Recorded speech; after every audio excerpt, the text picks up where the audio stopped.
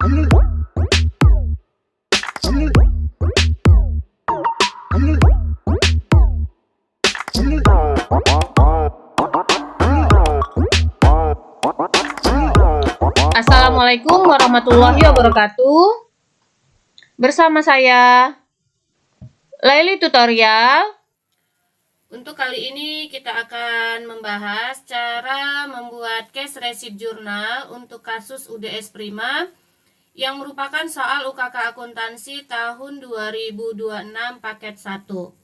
Kita akan melihat transaksi-transaksi apa saja yang masuk ke dalam case receipt jurnal untuk kasus UDS Prima ini.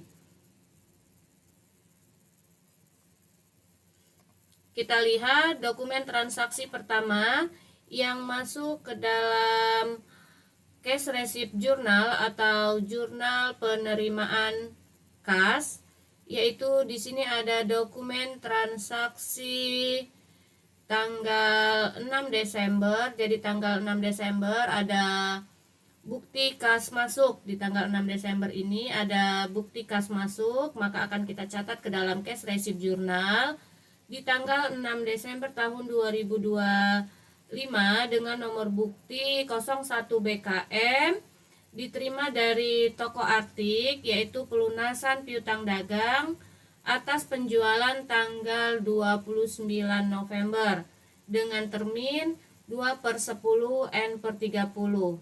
Dari dokumen transaksi ini kita catat ke dalam case receipt jurnal, yaitu tanggal transaksi kita isi tanggal 6, lalu evidence number kita isi 01 BKM, deskripsi kita isi toko Artik dengan jurnalnya, yaitu kita lihat di sini account receivable-nya untuk toko Artik, account receivable untuk toko Artik kita lihat di saldo piutangnya, yaitu untuk toko Artik ada jumlah piutangnya sebesar Rp183.150.000.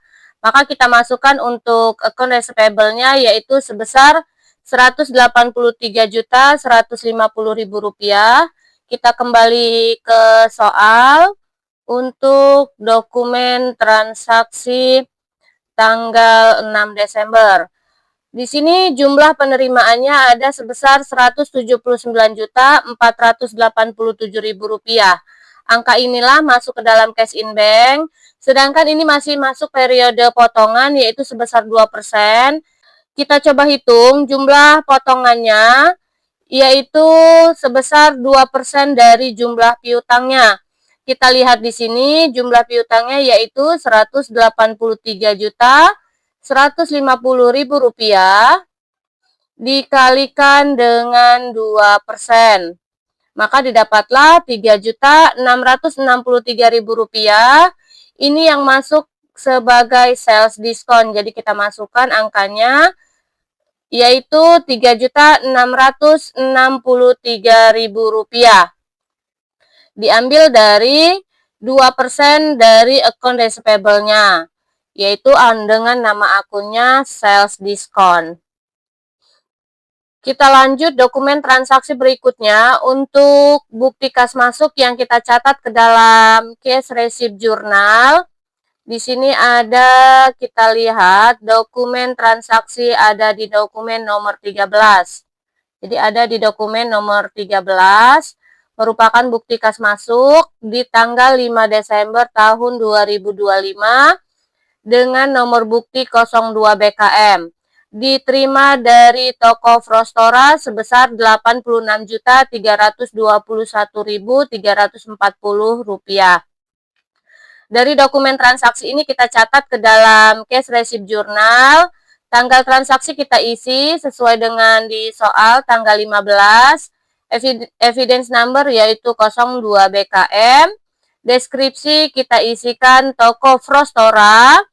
Lalu jumlah yang ada di soal ini merupakan cash in bank-nya, yaitu sebesar Rp863.221.340.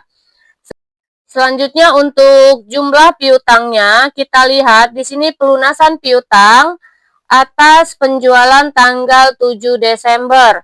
Jadi tanggal 7 Desember, piutangnya dilunasi tanggal 15 Desember, ada termin pembayaran 2/10. Jadi ini masih masuk periode potongan. Kita lihat transaksinya di tanggal 7 Desember. Untuk di tanggal 7 Desember di sini ada retur, ada faktur. Untuk tanggal 7 Desember di sini ada faktur, yaitu ada penjualan sebesar Rp92.876.000. Tetapi ada retur di tanggal berikutnya. Maka kita hitung, kita coba hitung jumlah dari piutang awalnya yaitu Rp92.876.000. Lalu di transaksi berikutnya ada retur, yaitu returnya sebesar Rp4.793.000. Maka sisa piutangnya yaitu sebesar Rp88.083.000. Jumlah piutang inilah yang kita masukkan untuk di tanggal 15 Desember toko Frostora. Lalu kita akan menghitung karena masih masuk periode potongan, potongannya sebesar 2%, maka kita kalikan dengan 2%, maka didapatlah jumlahnya Rp1.761.660. Maka kita masukkan untuk sales diskon di sebelah debit sebesar Rp1.761.660. Jadi di sini jurnalnya untuk di tanggal 15 Desember, cash in bank di debit, sales diskon di debit, dan yang di kreditnya yaitu account receivable.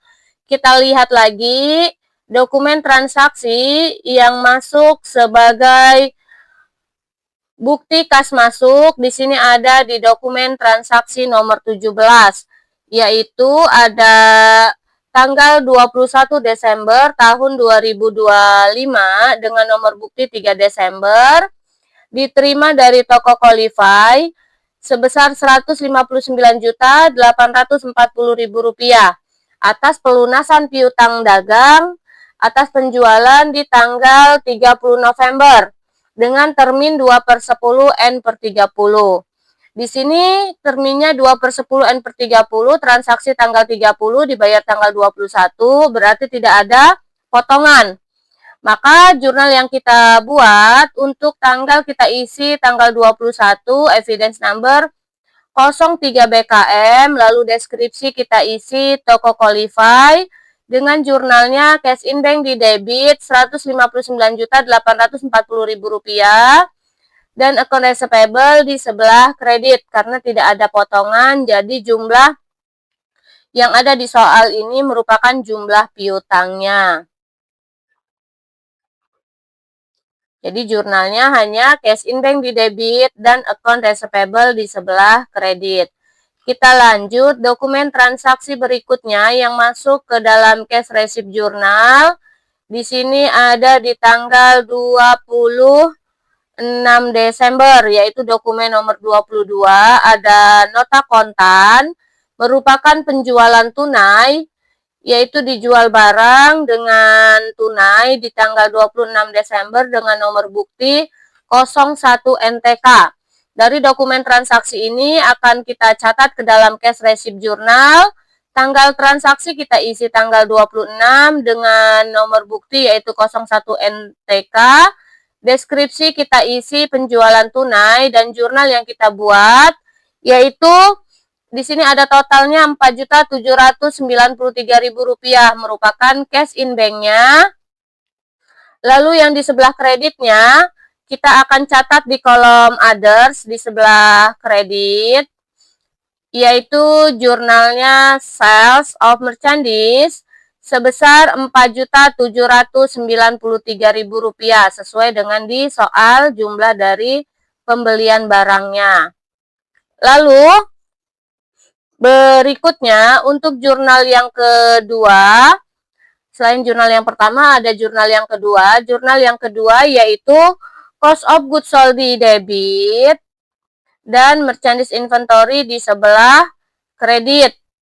Yaitu untuk angkanya, untuk merchandise inventory dan cost of goods sold, angkanya kita ambil dari inventory card atau kartu persediaan. Di sini ada di tanggal 26 Desember, yaitu ada penjualan tunai sebesar Rp1.940.000 untuk K01. Sedangkan untuk K02 ada penjualan tunai sebesar Rp2.417.000. Ini kita jumlahkan atau kita tambahkan, yaitu kita coba tambahkan di sini Rp2.417.000 ditambahkan dengan kulkas K01, yaitu Rp1.940.000. Maka hasil inilah yang masuk ke dalam cash receipt journal untuk jurnal yang kedua, yaitu cost of goods sold di debit dan merchandise inventory di sebelah kredit. Angkanya sesuai dengan perhitungan sebesar Rp4.357.000. Kita lanjut dokumen transaksi berikutnya. Untuk bukti kas masuk ada di dokumen nomor 24 di tanggal 28 Desember tahun 2025 dengan nomor bukti 04 BKM. Di sini diterima dari toko Sejuk Abadi atas pelunasan piutang tanggal 22 Desember dengan termin 2/10 N/30, denda 1%. Jadi transaksinya di tanggal 22 tetapi dibayarnya di tanggal 28.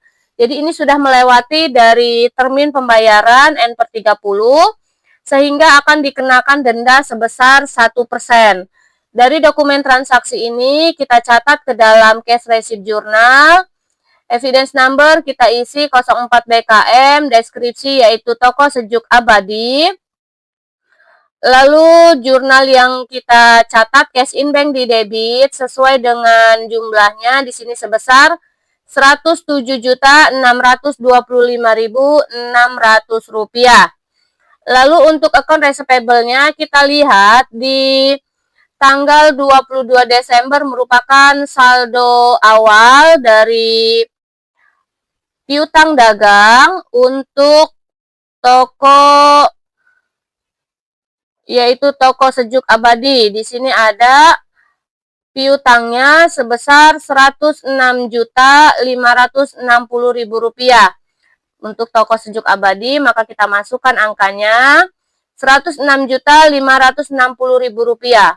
Karena sudah melewati batas dari termin, maka akan dikenakan denda sebesar 1%. Kita coba hitung, yaitu 1% dari account receivable. Account receivable-nya sebesar Rp106.560.000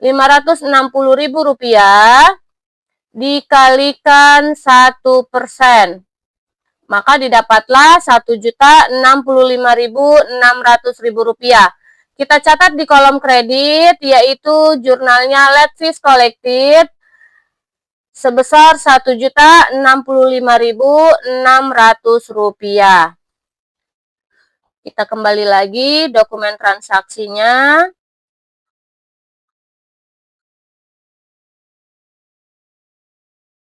Untuk di tanggal 24, berikutnya kita lanjut untuk dokumen transaksi berikutnya. Kita akan lihat yaitu di sini ada di dokumen nomor 25. Di dokumen nomor 25 ini merupakan dokumen terakhir untuk cash receipt journal, yaitu tanggal 30 Desember tahun 2025 dengan nomor bukti 05 BKM diterima dari toko Frostora atas pelunasan tanggal 30 November. Jadi transaksinya di tanggal 30 November lalu dibayarnya tanggal 30 Desember. Jadi ada termin pembayaran 2/10 N/30. Ini tepat waktu ya, pembayarannya tepat waktu, sehingga dari dokumen transaksi ini kita catat ke dalam cash receipt journal, yaitu evidence number kita isi nomor bukti 05 BKM dengan deskripsinya toko Frostora. Lalu jurnal yang kita buat, cash in bank di debit sebesar sesuai dengan di soal Rp138.750.000, dan yang di sebelah kreditnya account receivable Rp138.750.000. Jadi ini sudah masuk semua dokumen-dokumen yang berkaitan dengan cash receipt journal. Lalu jangan lupa kita total atau jumlahkan masing-masing kolomnya. Lalu berikutnya yang di sebelah kredit juga kita jumlahkan. Untuk mengetahui apakah balance atau tidak, debit dengan kreditnya kita coba hitung. Untuk yang di sebelah debitnya ada Rp676.816.940. Kita tambahkan dengan yang di debit Rp9.781.660, yaitu kita dapat total yang di debitnya Rp686.598.600. Inilah yang masuk sebagai total yang di debitnya.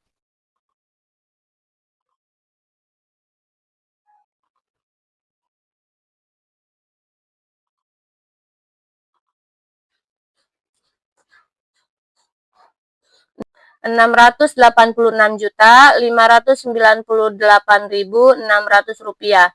Kita coba hitung yang di sebelah kreditnya, yaitu di sini ada Rp676.383.000. Kita tambahkan Rp10.215.600. Maka kita lihat jumlahnya sama, yaitu Rp686.598.600. Jadi ini bisa dilihat jumlah debit dengan kreditnya sama, yaitu masing-masing sebesar Rp686.598.600. Itulah tadi cara membuat cash receipt journal untuk kasus UDS Prima yang merupakan soal UKK akuntansi tahun 2026 paket 1. Semoga bermanfaat. Terima kasih. Wassalamualaikum warahmatullahi wabarakatuh.